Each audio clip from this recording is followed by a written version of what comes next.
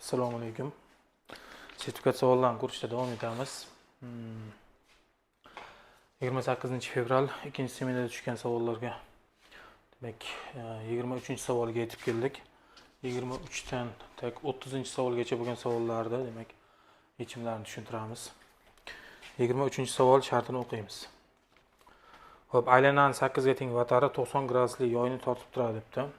8 ga teng bo'lgan vatar, demak 90 gradusli markaziy burchakni tortib turar ekan. Aylana radiusini toping deyapti. Demak 90 gradusli yoyni tortib turgani uchun mana bu aylana markazidan bu yoqqa o'tkazgan radiuslarimiz, demak, teng yo'l to'g'ri burchakni beradi bizga. Demak, gipotenuza 8 bo'lib qolyapti. Katitlar radius bo'ladigan bo'lsa, gipotenuza ildizosi 2 radiusga teng bo'lib qoladi. Shuning uchun 8 ga tenglashtirib biz radius topib oladigan bo'lsak, 4 ildizosi 2 chiqib kelyapti. Javobi demak C javob bo'lyapti. 24-savol. f at x funksiya berilgan. Demak, x - 8 ko'paytirilgan y darajasi x - 7 bo'lyapti. Funksiyaning 5 va 9 oralig'idagi eng kichik qiymatini toping debdi. Demak, e'tibor beradigan bo'lsak, mana bu y darajasi x har doim musbat son bo'ladi, darajali ifodamiz. Har doim musbat son bo'ladi. 9 ni qo'yadigan bo'lsak, musbat chiqib keladi. 5 ni qo'yadigan bo'lsak, manfiy chiqib keladi. Mana bu yoq manfiy, bu yoq musbat bo'ladi har doim. Mana bu manfiy chiqib keladi. O'z-o'zidan ko'rib turibdi. 5 ni qo'yadigan bo'lsak, 9 ga qaraganda, 9 ni qo'yganimizga qaraganda kichikroq qiymat chiqib keladi. Shuning 9 ni avvora qilib o'tirmaymiz, 5 ni qo'yamiz. Demak, 5 ni qo'yib hisoblasak, -3 taqsim y ni kvadrati bo'lib qoladi. Mana bu yer -3 bo'lib qolyapti. Bu yerga 5 ni qo'ysak, y ning -2 darajasi bo'ladi. Buni bu ko'rinishda yozib qo'ysak ham bo'ladi. Xo'p, 5 ga teng bo'lgan qiymati 5, demak 5 x ning 5 ga teng bo'lgan nuqtadagi qiymati funksiyaning mana bunga teng bo'lar ekan. Endi bir marta hosil olib, o'sha hosilasini 0 ga tenglashtirib, statsionar qiymatini topib olamiz. O'sha statsionar qiymatida funksiya yoki maksimum yoki minimum qiymatga erishadi. Demak, hozir biz shu yerda minimum qiymatini topishga harakat qilamiz. Funksiyadan hosil olib ko'ramiz. Demak, ko'paytma hosilasini olamiz. Hosil olsak, demak, bundan hosila 1 ga teng bo'lyapti. Buni ko'paytiryapmiz. Keyin bu ko'paytiriladi. Bundan hosil olsak, yana o'ziga teng bo'lib qoladi. Y darajasi x - 7 ni olib chiqamiz qavsdan tashqariga. Qavs ichida bu ko'rinish chiqib kelyapti. Demak, soddalashtirsak, y darajasi x - 7 ko'paytirilgan x - 7 barobar 0 bo'lyapti. Bu yerdan tenglamani ishlab qo'ysak, ikkinchi qavs 0 ga tenglashtirib 7 ga tengligini olsak bo'ladi. Mana bu demak 0 ga teng bo'lmaydi. Shu sababli x teng 7 degan ildizini olamiz. Bu 7 ni olib borib funksiyani o'rniga qo'yamiz. Mana bu yerga olib borsam -1 bo'lib qoladi. Bu yerga olib borsam y darajasi 0 bo'lib qoladi. Demak, bu 1 deb beradi. -1 chiqib kelyapti. -1 bizda demak -3 taqsim y ning kvadratidan kichkina hisoblanadi. -1 undan kichkina hisoblanadi. Chunki mana 2,71 desak, kvadrati o'zi oshib ketib qoladi. O'sha 7,29 o'shani atrofidagi son bo'lib qoladi. U -1 dan katta bo'ladi. Shuning uchun bizga funksiyaning eng kichik qiymatini so'ragan. Shu sababli -1 funksiyaning eng kichkina qiymati bo'ladi. Mana bu 7 bu kesmaga taalluqli ham. Shu sababli javobi A javob bo'ladi. Yaxshi. 25-savol. 25-savolda ABC uchburchak berilgan ekan, muntazam ekan u. Ichidan demak AB tomonidan I nuqta, AC tomonidan F nuqta hamda BC tomonidan D nuqta olinib turgan. Bu yerda ham demak FID muntazam uchburchak yasalibdi. AB tomoni 18 ga teng ekan. AF ni FC ga nisbati, keyin CD ni DB ga nisbati, BI ni IA ga nisbati 1/2 ekan. Tomonlari muntazam uchburchak bo'lgani uchun 18 dan bo'lyapti. AF ni FC ga nisbati demak 1/2 degani uchun 6/12 bo'ladi. Bu yoqlar ham 1/2 nisbati edi. Bu yoq ham 6/12 bo'ladi. Bu yog'i ham BI ni IA ga nisbati ham 1/2, shuning uchun 6/12 bo'ladi bu yoqlar ham. Xo'p, FY da uchburchak yuzini toping deb, ichidagi muntazam uchburchak yuzini topishimiz kerak. Buning uchun nima deb oldik? Mana bu FY da uchburchak yuzi qo'shilgan. Endi mana bu burchaklar muntazam uchburchak bo'lgancha hammasi 60 gradusdan bo'ladi. Tomonlarni yaxshilab e'tibor bersak, 6/12 bo'lyapti. 6/12, 6/12 demak orasida burchaklar ham teng. Bu 3 ta uchburchaklar ham teng bo'lib qoladi. Shuning uchun har birini S0 dan belgilab oldik. Mana bu uchburchak yuzi plus 3 ta S0 hammasini qo'shadigan bo'lsak, katta ABC muntazam uchburchak yuziga teng bo'ladi. Biz ABC uchburchak, muntazam uchburchakni yuzini topamiz. Bitta S0 yuzini topamiz hamda ayirib qo'ysak, o'rtadagi F7 muntazam uchburchak yuzini beradi. Ana endi muntazam uchburchak yuzi mana bundan topiladi. Ildizosti 3a kvadrat taqsim 4 dan, demak a ni o'rniga 18 ni qo'yib hisoblasak, katta muntazam ABC uchburchak yuzi 81 ildizosti 3 chiqib kelyapti. Ana endi mana 3 ta S0 yuzasini hisoblaymiz. 3 ko'payilgan bitta S0 da, demak uchburchak ikkita tomoni hamda ular orasida burchak sinusidan hisoblanadi yuzasi. 1 taqsim 2, 6 ko'payilgan 12 orasida burchak sinus, ya'ni 60 gradusda sinus ildizosti 3 taqsim 2 ga teng bo'ladi. Buni hisoblaydigan bo'lsak, demak 3 2 kere 2 4 bo'lyapti, 12 bilan qisqarsak 3 bo'ladi. Demak 3 kere 3 9, 6 ga ko'paysa 54 ildizosti 3 chiqib kelyapti. Demak mana shu 3 ta S0 yuzalarimiz uchalasi yuzasi demak 54 ildizosti 3 ga teng bo'ladi. Bu 18 dan bo'ladi. 18 ildizosti 3 dan bo'lib qoladi. Bizga hozir bu emas, mana o'rtadagi muntazam uchburchak yuzasi kerak.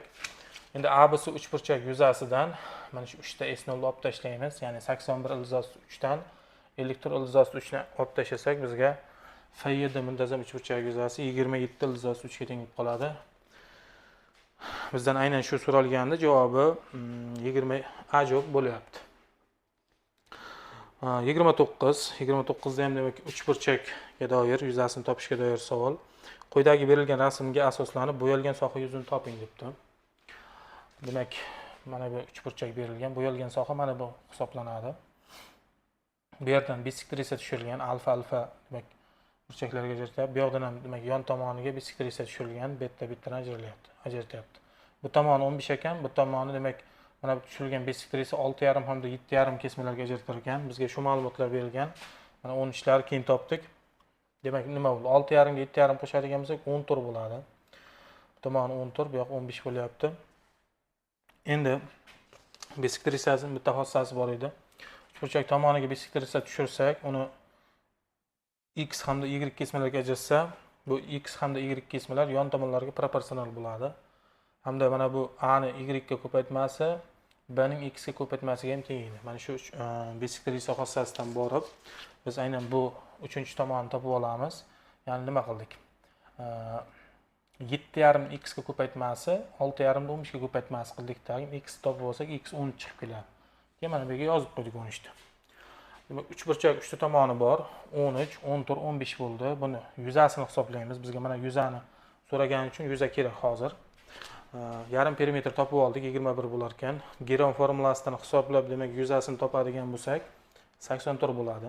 Tomonlari 13, 14, 15 bo'ladigan bo'lsa, demak, uchburchak yuzini ikkilanmasdan 84 deb olsak bo'ladi. Mana shu ham bir qoida sifatida qabul qilsak bo'ladi. Demak, yuzasi 84 ekan. Keyin mana bu kesmalarni topib oldik. Bisektrisalar kesishgan nuqtasi. Kesishgan nuqta bisektrisani demak 3 dan boshlab hisoblaganda m taqsim n nisbatda bo'ladi. Uni biz formulasi bor edi. M ning n ga nisbati yon tomonlar yig'indisining asosga nisbatiga teng bo'lardi. Yon tomonlarni qo'shsak, demak 13 ga 15 qo'shib 14 ga bo'lsak 28 bo'ladi, bu 14 bo'ladi. Demak 2 chiqib qoladi yoki buni 2 1 nisbat deb yozib olsak bo'ladi. Bu yog'i 2, bu yog'i 1 nisbat deb qarasak bo'ladi. Shuning uchun 2 1 bo'lganligi uchun mana bu kesma mana 2 1 bo'lgani uchun yuzalarda ham demak teng 2 ga mana 2 1 nisbatda bo'ladi. Chunki mana bu m ning n ga nisbati 2 1 nisbat bo'lgani uchun yuzalar ham shunaqa bo'ladi. Shu S0 dan bu yoqda 2 ta S0 deb oldik. Xo'sh, endi bu tarafda Sx dedik. Mana bu общий mana bu uchburchak yuzini Sx dedik. Bu yoqda общий 3 ta S0 dedik. Sx ning 3 ta S0 ga nisbati mana buni bu yuzaning bu yuzaga nisbati mana bu bu yerdagi mos tomonlar nisbatiga ham teng bo'ladi.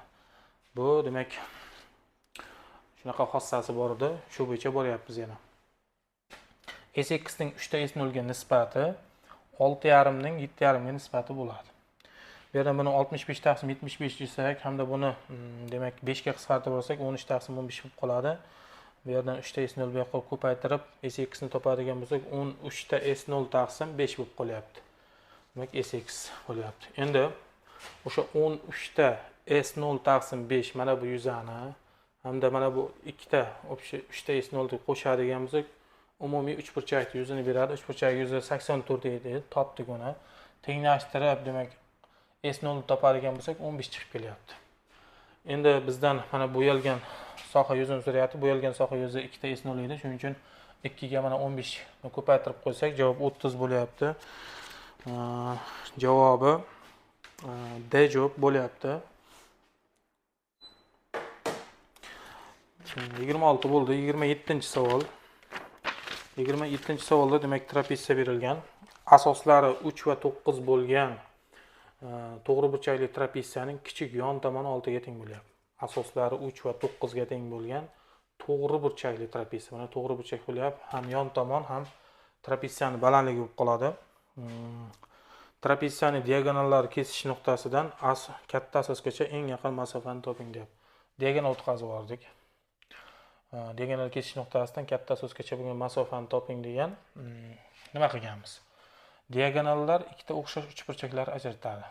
Mana bu uchburchak bilan bu uchburchak o'xshash bo'lib qoladi. Natijada demak, o'xshash bo'lganligi uchun mos tomonlari demak 9 bilan 3 bo'lyapti. 3/1 nisbatda bo'lgani uchun mana bu tomonlari ham bu tomonni bu yerga nisbati ham 3/1 nisbatda bo'lib qoladi. Trapeziyaning o'zining xossasi bor edi. Bu yoqlar ham demak 3y, bu yoq y bo'lib qoladi. Natijada o'xshash uchburchakda mos tomonlari qanaqa nisbatda bo'linadigan bo'lsa, ularning demak mos tomonlariga tushirilgan balandligi, bisektrisa, mediana, ichki qisilgan radiusi, tashqi qisilgan aylana radiusi va hokazo mana shularning ham demak mos chiziqli o'lchamlari nisbati bir xil bo'lib qoladi. Hozir bular 3/1 nisbatda bo'lgani uchun balandliklar nisbati ham 3/1 nisbatda bo'ladi. Demak, mana H1 bilan H2 ning yig'indisi 6 bo'lyapti. 3/1 nisbatda bo'ladigan bo'lsak, H1 ga 4,5 qoladi. Bu yoqqa 1,5 qoladi. Ya'ni 4,5 dan 1,5 ga nisbati 3 bo'ladi. Ya'ni 3/1 nisbatda bo'linyapti. Ya'ni H1 ga biz 4,5 dedik, H2 ga 1,5 deb qo'ydik. Bizdan aynan diagonallar kesish nuqtasidan katta asosgacha bo'lgan eng qisqa masofani so'rayotgandi, ya'ni balandlik. Mana shu perpendikulyar aytayotganda, bu 4,5 ga teng ekan. Javobi bu yerda A javob bo'lyapti. Yaxshi. 28. Muntazam ko'pburchakning diagonallari soni 35 ta. Muntazam demak n burchak bo'ladigan bo'lsa, tomonlar soni n ga teng bo'lgan muntazam ko'pburchakning diagonallari soni mana bu formuladan topilardi. Aynan shuni biz 35 ga tenglashtirib n ni hisoblasak, kvadrat tenglama bo'lib qolyapti. Ko'paytuvchiga ajratib n ni topadigan bo'lsak 10 chiqib kelyapti. Demak, muntazam 10 burchakning diagonallar soni 35 ta ekan. Ana endi bitta tashqi burchakni topmoqchi bo'lsak, demak, muntazam 10 burchakning 10 ta tashqi burchagi bo'ladi. Endi bir tomonlama bo'lgan 10 ta tashqi burchagi bo'ladi. O'sha muntazam uchburchak tashqi burchaklar yig'indisi 360 bo'lgani uchun o'sha 360 ni biz 10 ga bo'lib tashlaydigan bo'lsak, tomonlar soniga bo'lib tashlaydigan bo'lsak, bitta tashqi burchagini kelib chiqadi. Hozir 360 ni 10 ga bo'lsak 36 chiqib kelyapti. Bitta tashqi burchagi 36 ekan. Bizdan so'rayotgani, demak, bir uchidan chiqqan eng katta va eng kichik diagonallar orasidagi burchakni toping degan. Demak, muntazam 10 burchakni endi qisqacha shunaqa yozib oldik. Eng kichkina diagonal, demak, mana bu bo'ladigan bo'lsa, eng katta diagonal o'rtadan chiqib keladi. Demak, eng katta va eng kichkina diagonallar orasida burchak x ni topishimiz kerak. Buni formulasi bor edi, mana bu ko'rinishda. Isbotini ham yozganmiz. Bundan oldingi, ya'ni birinchi semina savollarida ham aynan shunga o'xshash savol bor edi. Uni ham yechimini yozib qo'yganmiz. Unda ham demak mana shu formula ishlatilgan. Bu yerda nima qildik? Demak, mana bu burchaklar bir xil bo'ladi hammasida. Shuning uchun bir xil bo'lyapti. Ham tomonlari teng bo'ladi. Muntazam n burchak bo'lgani uchun tomonlari teng bo'lyapti. Teng yonli uch burchaklar bo'lgani uchun mana bu yer alfa desak, bu yerda ham alfa bo'ladi. Mana bu yer ham alfa bo'lsa, bu yer ham alfadan bo'lib qoladi. Bu ham eng kichkina diagonal bo'lganligi uchun alfa bo'lyapti. Mana bu beta bo'lsa tashqi burchak. O'ziga qo'shni bo'lmagan ichki burchaklar yig'indisiga teng bo'lardi. Bu yer ikkita alfa bo'lib qolyapti. Mana bu yerda beta deb olganmiz. Demak, Keyin x bo'lsa, mana bu ham x bo'ladi. Eng kichkina diagonal, eng katta diagonal orasida burchak, bu ham x bo'lib qoladi. Mana bular ham alfadan bo'lib qoldi. Natijada mana beta, ikkita alfa hamda ikkita x lar yig'indisi bizga umumiy yoyiq burchak, ya'ni 180 gradus beradi mana. Beta qo'shilgan ikkita x, ikkita alfa yig'indisi 180 gradus beryapti. Mana ikkita alfa biz boya aytdik, betaga teng bo'lyapti. Muntazam ko'pirchak tashqi burchagiga teng bo'lib qoladi. O'sha ikkita alfani unga betani olib kelib, bu beta bilan qo'shib olsak, ikkita beta bo'ladi. O'ng tarafga olib o'tib 2 ga bo'lib yozib olsak, demak, eng kichkina hamda eng katta ko'pburchakning eng kichkina hamda eng katta diagonallar orasidagi burchakni formulasiga ega bo'lamiz. Demak, shu formuladan ishlab qo'yamiz. Biz topib oldik, bitta tashqi burchagini 36 gradus chiqib kelyapti. 90 dan 36 ni ayirsak, eng kichkina hamda eng katta diagonallar orasidagi burchak 54 gradus chiqib kelyapti. U ajoyib bo'ladi. Xo'p, 29-savolga yetib keldik. Demak, 3 burchakda 3 ta nuqtasini koordinatalari berilgan ekan. A nuqtaniki 3 1 2, B nuqtaniki -1 1 4, C nuqtaniki esa 0 2 2. 3 burchakning uchlari C uchidan A bir tomonga tushilgan mediana uzunligini toping debdi. Demak, mana shu 3 burchak uchlari degan C uchidan A bir tomonga tushilgan mediana uzunligini topishimiz kerak. Mediana demak qarshisida tomon teng 2 ga bo'ladi. Chunki D mana bu teng ajratyapti. D nuqtani koordinatalarini aniqlab olamiz. Buni koordinatalarining demak o'rtasida joylashgan bo'lyapti. Keyin C da kesmani uzunligini topsak, bizda mediana uzunligi kelib chiqadi.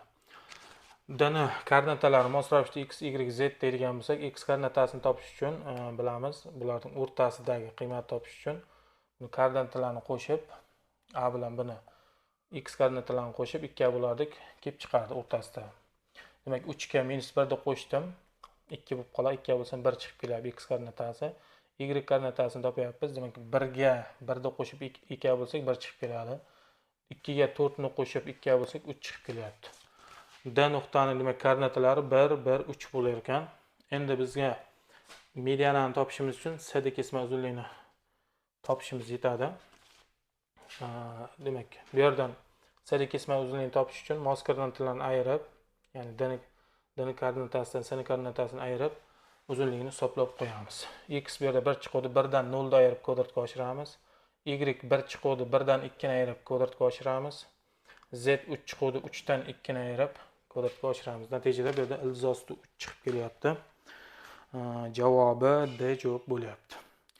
30-savolga yetib keldik.